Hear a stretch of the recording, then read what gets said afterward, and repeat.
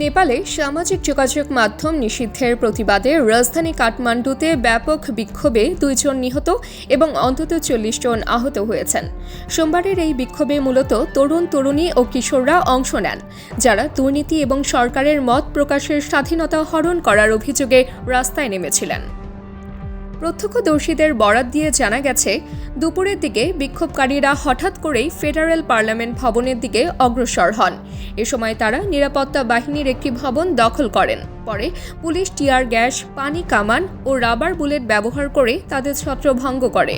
পরিস্থিতি উত্তপ্ত হয়ে উঠলে কর্তৃপক্ষ দুপুর 12টা 30 মিনিট থেকে সংসদ ভবন ও আশেপাশের এলাকায় কারফিউ জারি করে।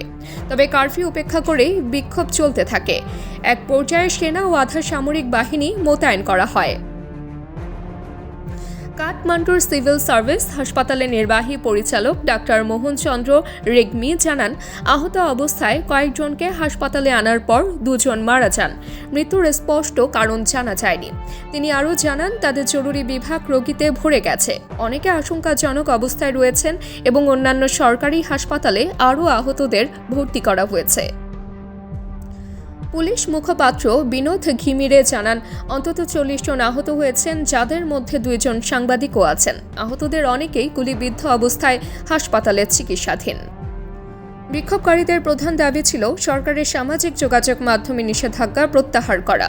গত বৃহস্পতিবার সরকার Facebook, WhatsApp, Instagram, YouTube, WeChat সহ মোট 26টি প্ল্যাটফর্ম নিষিদ্ধ করে। সরকারের দাবি, এসব প্ল্যাটফর্ম নতুন নিবন্ধন নীতিমালা মানতে ব্যর্থ হয়েছে। তবে সমালোচকদের মতে, প্রধানমন্ত্রী কেপি শর্মা ওলি সরকারের এই পদক্ষেপ মত প্রকাশের স্বাধীনতাকে সীমিত করারই চেষ্টা। নেপালে মত প্রকাশের স্বাধীনতা ও গণতান্ত্রিক পরিবেশ সবসময় গুরুত্বের সাথে দেখা হয়। দক্ষিণ এশিয়ার অন্যান্য দেশে যেখানে গণতান্ত্রিক পরিসর সংকুচিত হয়েছে, সেখানে নেপালের সরকারের এই সিদ্ধান্ত উদ্বেগ সৃষ্টি করেছে।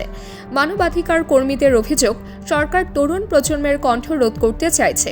উল্লেখ্য, 2023 সালের নভেম্বরে নেপাল টিকটক নিষিদ্ধ করেছিল।